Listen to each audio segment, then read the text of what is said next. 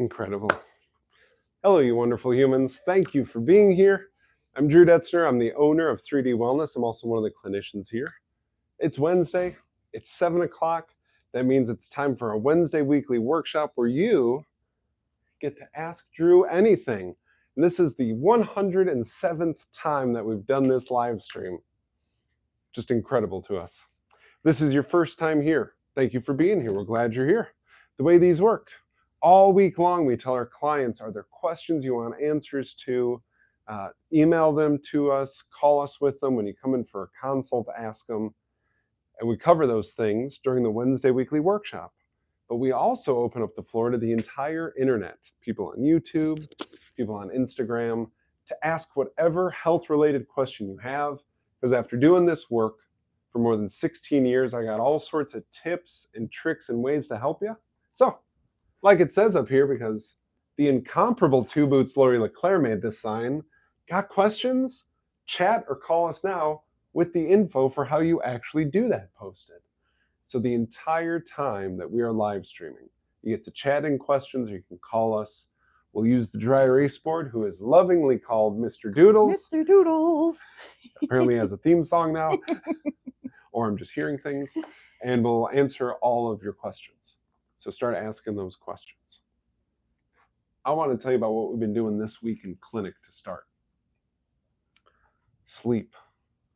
Clients started with us a couple of months ago. They had major sleep problems. They would sleep for 3 hours and then be awake, and they could not fall back asleep. They tried a lot of different things, including going to bed at different times, taking different supplements that should help them sleep, more activity, less screen time, all these different things. Nothing was working. They started our program. Now they are sleeping 9 hours a night without even having to wake up to go to the bathroom. Yeah. Wow. One of the Barbs. Mm-hmm. So this lady runs a horse farm. She is over the moon because she has energy to take care of the horses again, to interact with the people who board their horses there. She feels like a human again because she's sleeping. So if you're having sleep troubles and you've tried a bunch of stuff, still reach out to us. There may be stuff you haven't tried that'll be just right for you.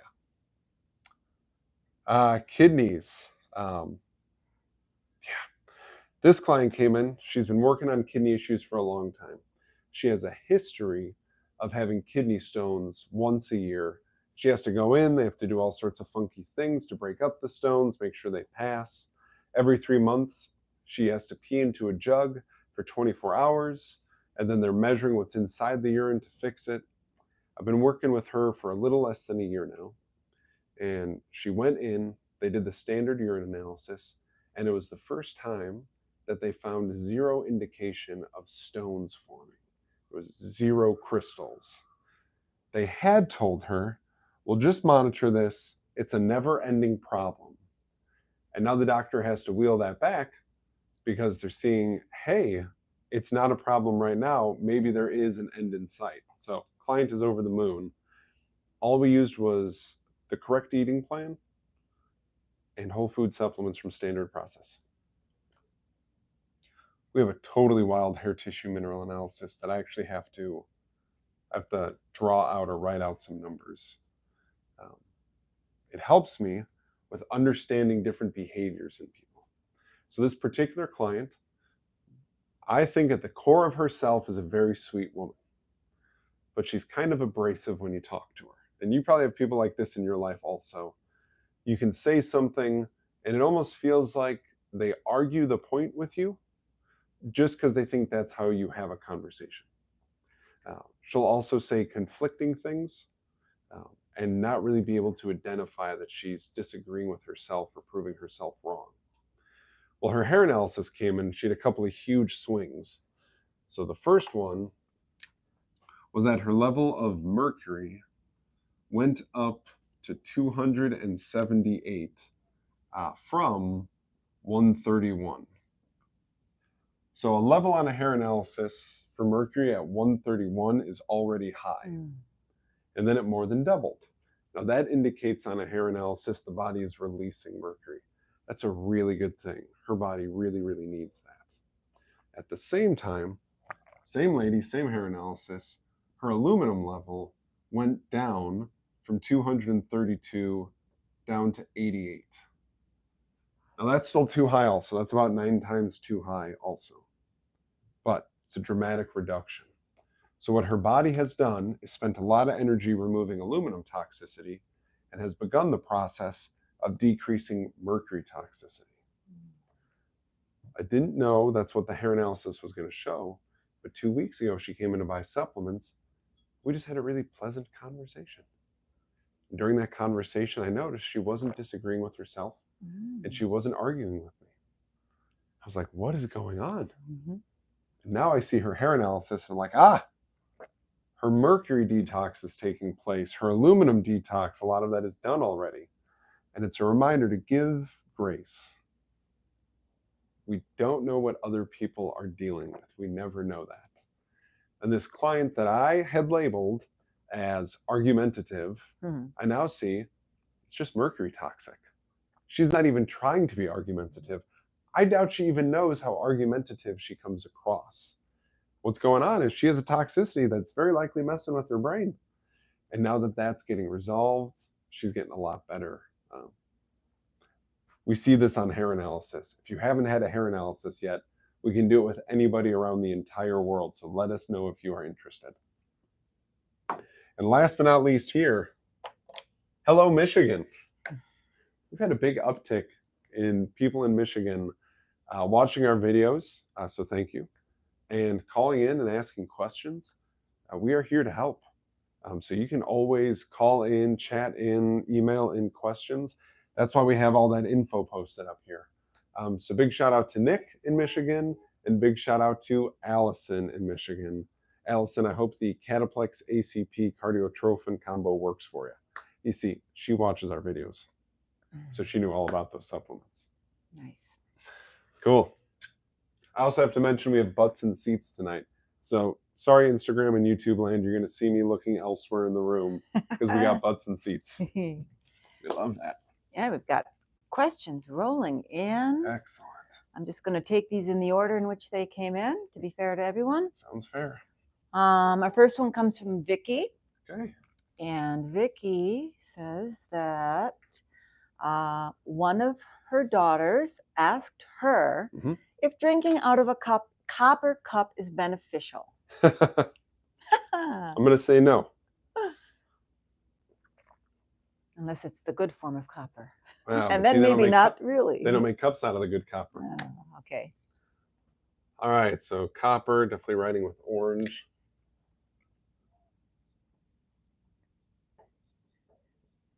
All right, so a couple of things you need to know about, like copper, I'm going to say cookware, flatware.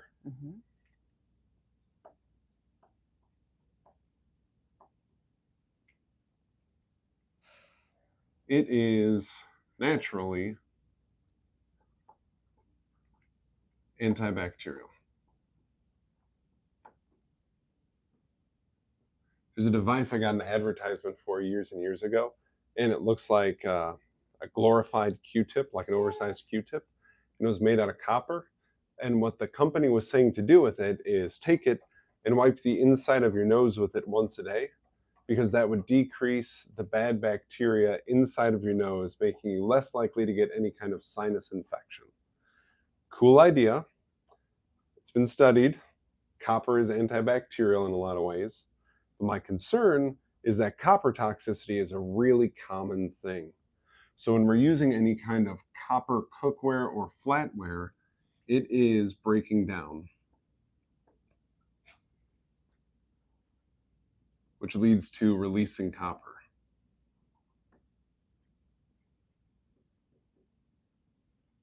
Now, for the most part, people are copper toxic. Now, there's a lot of copper that gets into our body via the water we drink. Different prescriptions, especially birth control, will promote the retention of copper, let alone some birth control forms like certain IUDs are just flat out made out of copper. People tend to have too much copper already, and it's not a good usable form of copper.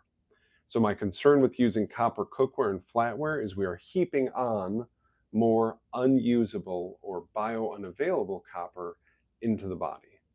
So I don't recommend copper jewelry or cookware or flatware, tea kettles, cups, etc. I don't recommend any of that. When it comes to cups, my favorite thing to do is ceramic or stainless steel. That's my favorite stuff to drink out of. That stuff doesn't leach, doesn't really break down, is safe to use. Yeah. Good question, Vicky. Yeah. Is that like the Vicky? Mm-hmm. Cool. I just saw your son-in-law like 20 minutes ago. He says hi. He didn't, but I'm saying hi on his behalf. He did not know you were going to message him tonight.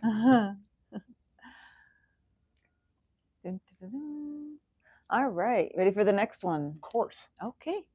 The next one comes from Dana. Hey. And Dana says, do you know of a plastic-free toothbrush? I can't find any that don't have bristles made of nylon. How big of a deal is this? Yeah, really good question.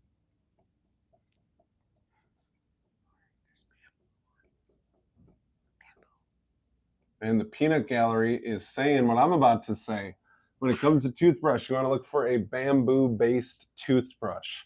Now, full disclosure, I do not own a bamboo-based toothbrush. I'm feeling like I should. I feel like it's going to be worth the $8 or $9 that I would spend on it. The bristle technology, most toothbrush bristles are made in, I can't remember if it's 2 or 3 factories in the whole world. And then they just get distributed. Oral-B gets some, and Sonicare gets some, and Colgate gets some, etc. If you can find a bamboo toothbrush, that's ideal. They can make bristles out of bamboo also. My understanding is they break down faster than plastic ones. Not shocking. Plastic is often like a forever kind of thing. But you'd want to look for a bamboo toothbrush. Even if the toothbrush you find doesn't have bamboo bristles, but what would we call the rest of it? The handle? Sure. The rest of it made out of bamboo, that's still less possible plastic that would be getting into your body. But ideally, you would find a bamboo toothbrush that the bristles are also made out of bamboo. And okay, Peanut Gallery chime in. They're on Amazon? Yeah. Fantastic. So head over to Amazon. Get like 5 manual ones. Yep. Apparently they come in 5-packs. So to Amazon we go. But that would be preferred. They still clean your mouth just as well. They just break down quicker. Okay. And bamboo, because it grows so quickly, we don't have to worry about making things like dinner plates and cups and toothbrushes out of bamboo, because after we cut it down, it grows back really fast. So we're not depleting the world of natural resources. All right, moving right along. Let's go. We've got Zara with a question. Nice. She says, hello. Do you have any recommendations on a house water filter? Ooh, I do. And it depends on what's going on with your house water. So let's talk.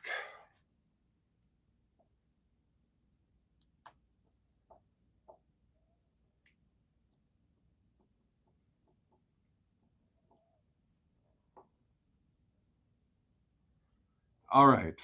There are different things we should look for if we are on well water versus city water. So we're going to start with well water. I personally live on well water. We do need to have a softener of some sort because we have really high levels of certain minerals that we want to neutralize. I'm not going to try to drill a new well and hope it hits a different pocket of water. That would be a ridiculous idea. So instead, I'm going to soften the water. I also have an iron curtain that helps us grab some more of those toxic things. And then I have the Culligan Big Blue. That is a filter that affects my entire house, including my garden hose. That comes after the softener and the iron curtain. And there is a filter that goes in it. We change the filter every 4 to 6 months. In summer, I change it more frequently because I'm using more, because I'm also using the garden hose quite a bit. Easy to replace filter. There are replacements available online. There's a replacement filter for it that's made out of coconut and has 7 stages to it. That's what I personally use. It's also on Amazon. Very effective. I can tell when it's wearing down because my shower doesn't smell. It smells different. I guess I would say the water smells different. But you replace that filter, it's really easy to replace. That's affecting everything in my house. So the water that I brush my teeth with, that I do laundry with, that I bathe with, every faucet in my house is running through 3 different things that are pulling out impurities. That's what I recommend for well water systems. When we get into city water, you won't need a softener or an iron curtain. I'm going to suggest that you do a Culligan Big Blue.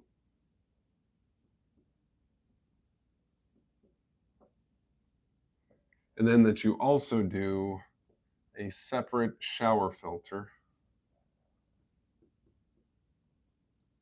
I like the company New Wave Enviro.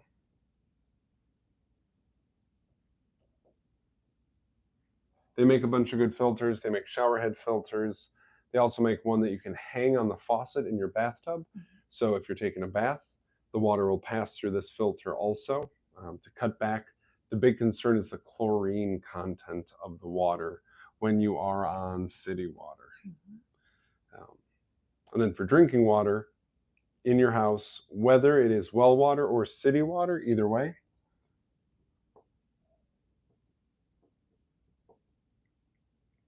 I'm going to recommend that you get some kind of reverse osmosis system.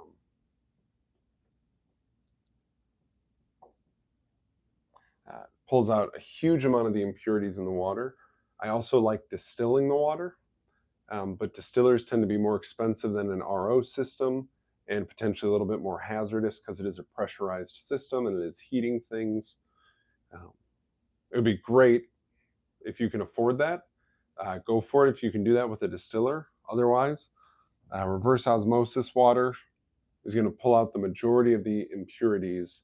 Then I'm just going to recommend that you take Mintran, because Mintran is going to replace the good stuff that some reverse osmosis filtration is going to pull out of the water. It's going to put that stuff back in it. So whether it is well or city water, I'm going to recommend a Culligan Big Blue filter and change the filter regularly. And then for drinking water, a reverse osmosis system. The one I have in my own house is a Culligan product also. Once a year, the membranes, which are the filters in it, get replaced. And it costs me, I think it's $150 a year to keep that thing operational. It's pretty low key considering I give water to 8 people in my household on a regular basis. Yeah. Let me know if that answers your question. How often do you change Big Blue? Schmitty wants to know. Yep, every 4 to 6 months. So it'll be March I'll change it, and then July I'll change it because during that span is when I do the majority of my outdoor gardening activities and filling up the pool for the kids to play in and stuff like that. And then I won't change it again until December, maybe November, but then I'll change it again in spring, right away during summer. So every 4 to 6 months. Each filter that I buy that is the 7-stage with the coconut in it as part of the filter, I think they're $40 each. So the Culligan Big Blue house filter cost me about $120, $150 a year to operate. Okay. Yeah, good question. And who was it? Sorry, I forgot who asked the question in the first place. Oh, Zara? that was Zara. Zara, okay. Gotta have clean water. Whew. We've heard some horror stories from people about water impurities. Gotta have clean water. Mm-hmm. Did a different question roll in already? No. No, okay. Good. I'll get Zara, I'll give you another minute to tell me that I answered your question before I erase.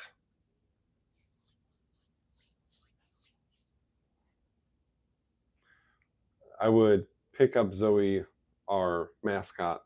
She's here, but she's sleeping. The incomparable Two Boots Lori LeClaire, which is pretty much all I call you all the time. Woof. Yes, I found a bandana for her that has our logo on it, which is just perfect. Yeah, I'll let you show it off if you want. Sure, as long as it doesn't futz with her resting. Yeah.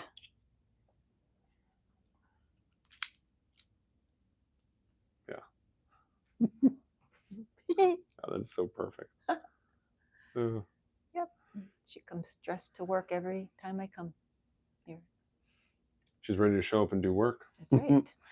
I'm going to steal your water cup. Yeah, You've seen me please. drinking out of my mug. We ordered 6 more of these.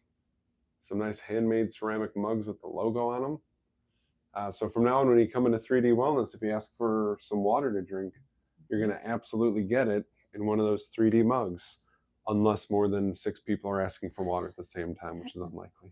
Okay. All right, let's keep going. All right.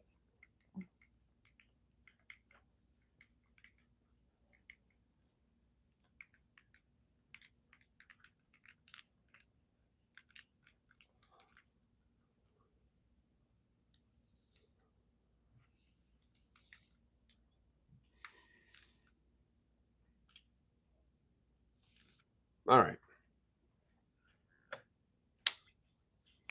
Ready for my question? We can only hope. While we wait for others to chime in. Okay, so before I ask my question, I have a question about my topic, and that is, Okay. are you a fan of hard-boiled eggs? Yes. Okay. Phew. See where this goes. The last couple of months, I've been really into hard-boiled eggs because Yeah. it's a really easy way to get a dose of protein when I'm in a rush, and I like them. But the yolk, I mean, they're perfectly yellow when I first do it. Yeah. And then all of a sudden, I noticed they're starting to get gray. Yeah. Around the yolk. Why? It's just part of the cooking process. It's nothing to be concerned about. Okay. It can mean that you cooked it, like you cooked them hard then. Yes. There's no softness to the yolk if they're turning gray. Yeah. But when the proteins heat up, they do change colors. And that's what you're noticing. So I'd encourage you to cook them maybe 1 or 2 minutes less. Okay. With eggs, we prefer it if we cook it with the yolk intact. So eggs over easy, eggs over medium, hard-boiled eggs are superior to scrambled eggs. Got it. Nutritionally, because with those first forms, we're keeping the yolk intact. Oh. Okay. And scrambled. Yeah. Right? In an omelet, we're beating them up. Yes. So over easy, over medium, or hard-boiled, but not like severely boiled, are preferred to keep the yolk intact for the sake of protecting the proteins, protecting certain nutrients that are in there. Oh, interesting. Okay. That's what's ideal. So I'd say back off the cooking time 1 or 2 minutes and see if that doesn't decrease the graying that happens. All right, stay tuned. Cool. Yeah, eggs are one of nature's superfoods. They're really incredible. Only a couple times in my career have I had people who have had trouble digesting eggs. And consistently, when it comes to digesting eggs,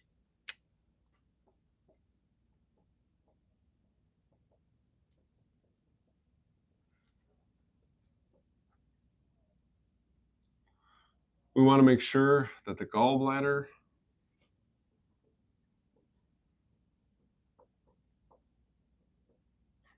and the stomach acid are nice and potent.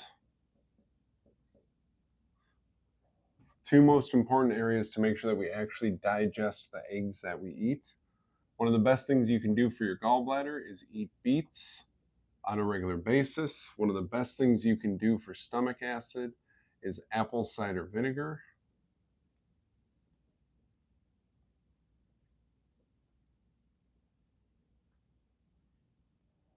If you don't like eating beets and you don't want to drink apple cider vinegar, of course we have a solution to that.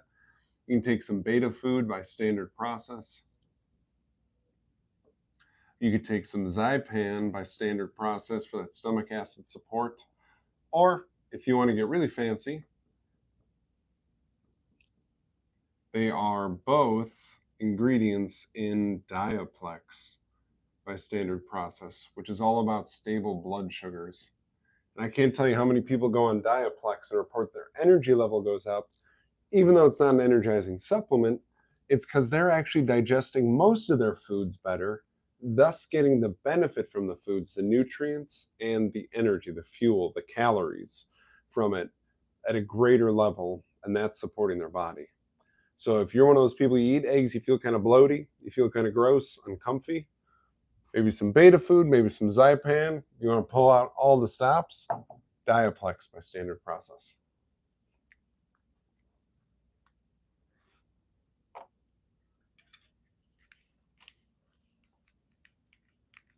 Okay.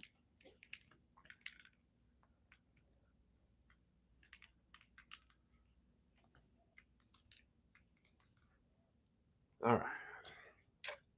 Good question. You got another one turning there? I think I hear the wheels turning. I saw something in the grocery store the other day that got me thinking. When a cow is grass fed, Yes. is that considered vegetarian fed? Yeah. Okay, because it's grass. Well, it's plant matter. Yeah. Yeah. Okay. Because sometimes you see that word vegetarian feed and you think it's being fed something else like corn and whatnot, right? Is that still vegetarian? Yeah. Okay. All right.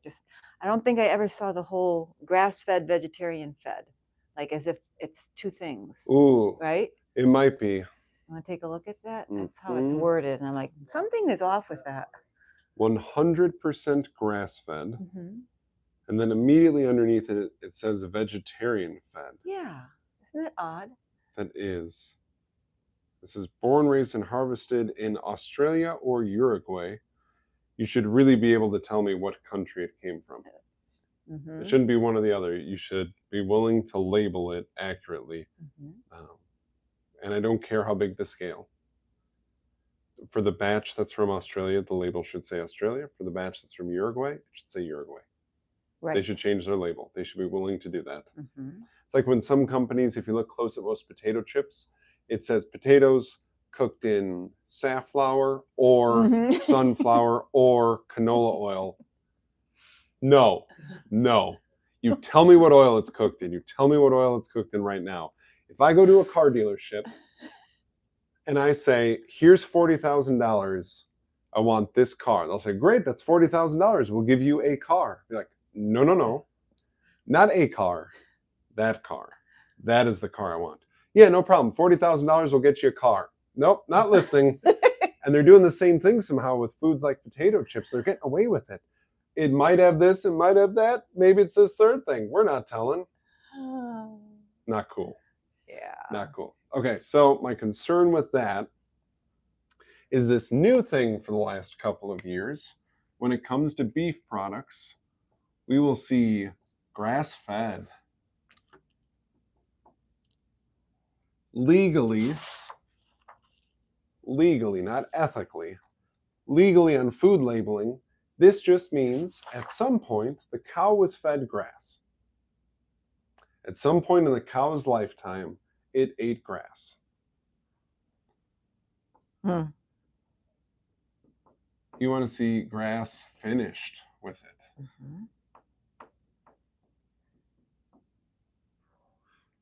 What that means is that the cow ate grass during its lifetime, and before it went to slaughter, instead of feeding it a bunch of junk stuff, including things like corn, to fatten it up and marble the steaks, they kept feeding it grass. So there's a growing concern because people spend a lot of money on grass-fed beef nowadays, and it says grass-fed, but they don't know if it was exclusively grass-fed. So that picture, that label you showed me where it said grass-fed and then vegetarian-fed, I'm not sure why they put that on there. It's leading me to believe that it wasn't grass finished. Except they did throw in that 100%. They wrote 100% in front of that. Maybe that it's just as simple as it is grass-fed and finished. But then, I mean, yeah. Sorry, that label's a little bit frustrating for me. So that's what I'm experiencing right now. Because there's no cattle farmer on earth that I'm aware of that feeds cows anything but a vegetarian eating plan. Right? Like you don't feed cows chicken breast. Right. Okay? Cows don't eat salmon. Right. See where I'm going with this? So I'm really confused by that label. Mm-hmm. I think somebody's going to have to make a phone call. Yep. Yeah. And just be like, hey, I'm really excited about your product, but I can't stand your packaging. So let's talk about the packaging. Like, yeah, nobody's like, wow, you know what would really make my cows make perfect steaks and perfect beef if I fed them more goat? Like, no cattle farmer that I'm aware of is doing that. If you know of a cattle farmer that's feeding their cows other animals, put it in the comments for us. Oh, man. We have a follow-up question from Suzer regarding the egg topic. Yes. Is beet powder helpful in helping the gallbladder digest eggs? Absolutely. There are a couple of companies who make a really good beet powder. My favorite one is made by Premier Research Labs. Lori, would you be my hero and go grab a tub of that? The left side of the inventory room, all the way at the back by the window. Name of it? It's by PRL. Yeah, what is it? Fermented beet powder. Yeah. This is my favorite beet powder that's out there. Beet powder is really handy because you can mix it into shakes and smoothies and that kind of stuff. It does support the functioning of the liver and gallbladder. Thank you. Looks like this. We carry it here all the time. When you look at the ingredients, it's, oh, look at that. Fermented beets. And that's it. Lovely. There are other products that we use that come in capsule and tablet form by Standard Process. I wrote Beta Food on the board before. But Standard Process grows some of the best beets on earth, and they put it into a bunch of their different products. So whether it's a good beet powder like that one, or some Beta Food by Standard Process, you're absolutely helping your body digest anything that has fats in it, including eggs. Good question. All right, we've got a sleep question. Nice. That's a detoxing question. Chat is rolling. Laura, is it your fancy new sign? I think so. I think it's the fancy new working. sign. It's because it's fancy. All right, Vicky's come back on here with another question. Wants to know about what time is the best time to go to bed or to sleep for your body to perform the best detoxing? Or is any time okay as long as you get enough sleep? Great question. I can actually dork out about this a little bit.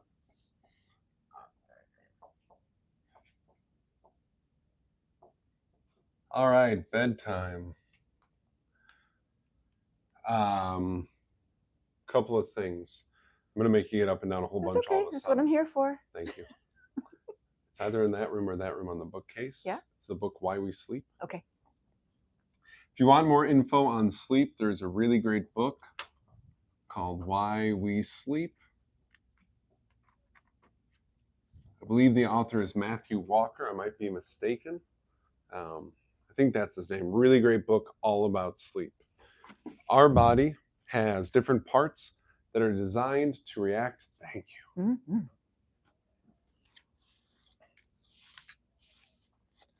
Why We Sleep. Matthew Walker. Yeah, cool. Unlocking the power of sleep and dreams. Yeah. Really great book to read. Really great book. Different parts of our body are designed to react to what's going on environmentally in our world and what's going on in terms of the sun, whether it's setting or rising, etc.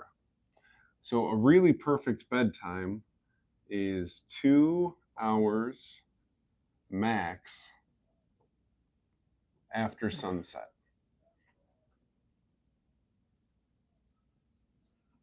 Why is that important to point out? Because this time of year, that means bed would be like 10:30, 11 o'clock. And the sun is going to get up just 6 or 7 hours later. So you're probably going to sleep less in the summer months if you're following the sun's natural cycle, which is something our bodies are designed to do. We can talk about our pineal gland inside of our brain. It is light sensitive.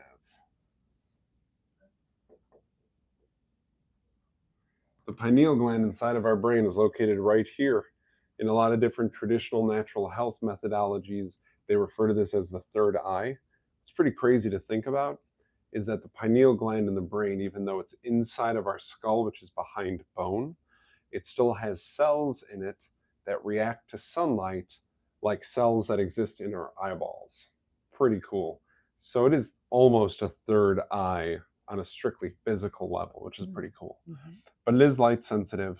So that cue from the sun setting sets off a cascade hormonally with our pineal gland to say, hey, we're officially winding down. It's going to be dark soon. It's time for us to get to sleep. If we follow the sun and honor that cycle, chances are we are going to get our best chance at optimizing our sleep. So in wintertime, sounds kind of crazy.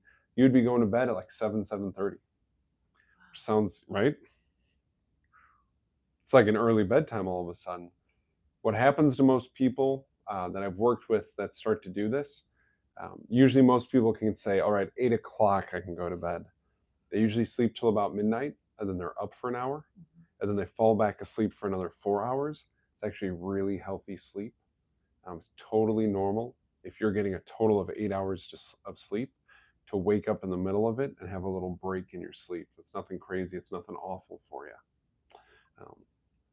So depending upon the season, you may go to bed at different times, 2 hours maximum after sunset, but any time after sunset is a good time because our pineal gland is responding to that lack of light and getting away.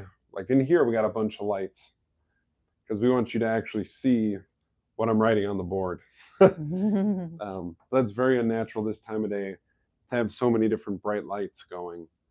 So when I go home, lights are dimmed, lights are low key, and I'm helping my brain transition. I'm trying to fake the sunset that I couldn't fake while I'm here live streaming. Vicki, let me know if that makes sense to you. Yeah.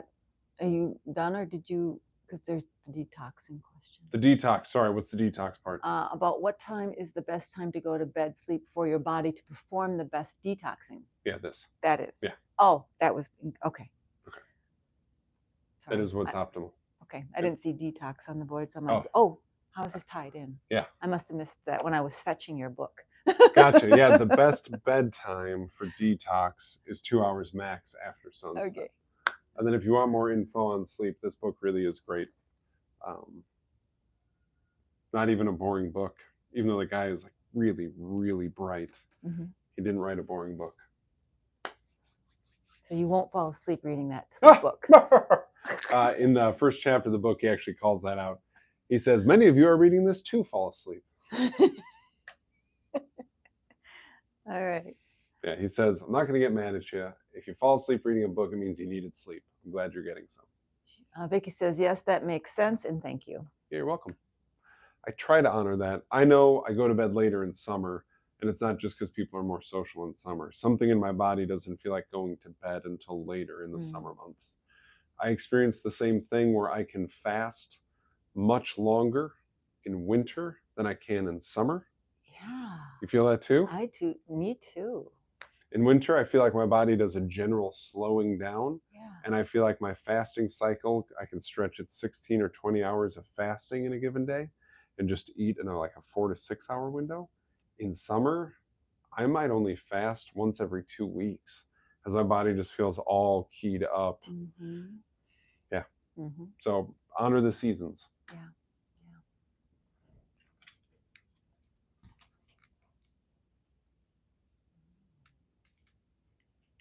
I really like the way the lights change up there. Yeah, it's fun. Yeah. All right. There are no other questions rolling in right now. We'll give you all another 2 minutes. We stay as long as there are questions. So if you have them, call them in or chat them in so that we can answer them. A couple of things we're doing around here. Just had some really good skin health workshops this month. We covered sunburn and bug bites in one of them, and then a general skin health workshop was the other one. Next month in July, we're getting into protein, making sure you know what amounts of protein, what sources of protein, and then tips and tricks for how to eat some of the ancient sources of protein that we don't get as much of nowadays. But boy, it would be good, really good, if we did. So we're going to go over that. And we are also sampling out Digest Phytosynergist.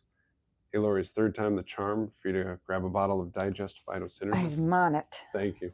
She's all over it. This particular supplement comes in a tablet form also, but we have the liquid form. Thank you. It's made by MediHerb, which is the standard process herb company. Some really great stuff in here. Chamomile, dandelion, echinacea, milk thistle, and gentian. Gentian is one of the all-time great herbs for gallbladder and liver function. And this also has milk thistle, which is probably the most popular thing for liver function. This has just enough bitter taste to it that it will engage and kind of turn on some of your digestive organs, because the bitter taste buds we have on our tongue are connected directly to some of our digestive tract to make sure that it engages and turns on. So if you're curious what this tastes like, stop on by. We're sampling it for free. Just a tiny little bit. I think it tastes pretty good. All right. Why is the formula different than the tablets? Very good question. So the question was, the formula for the tablets is a little bit different than this one. Wormwood and tangerine, I think. Yeah, tangerine is one of the bitters they add. Tangerine isn't very stable in a liquid form. I don't know why they didn't put the wormwood in there, though. That should fold in nicely with those things. I know wormwood has a very strong taste. They might have tried to get away from that. Personally, when I take the Digest Phytosynergist, I take a couple of doses of it, and then I put in 2 or 3 teaspoons of ginger from MediHerb into it, because I do really well with ginger. Me too. And I'll just say this, if anybody wants to buy a bottle of Digest Phytosynergist and try it with some ginger added, we have an open bottle of ginger here. I am more than happy to share it with you for free. You can have Drew's Digest combo. Something I definitely take more in the winter time. Again, I feel my body slowing down, so I really want to make sure that my body is digesting everything the right way. Gut health is a huge deal. Any other questions roll in? Nope, that's it. All right, you wonderful humans. We had some good questions tonight. Mhm. Man, y'all aren't sick of us even after 107 episodes. I like that. Appreciate it very much. We'll be back next Wednesday. We'll do more questions. I want y'all to stay well. We'll see you then.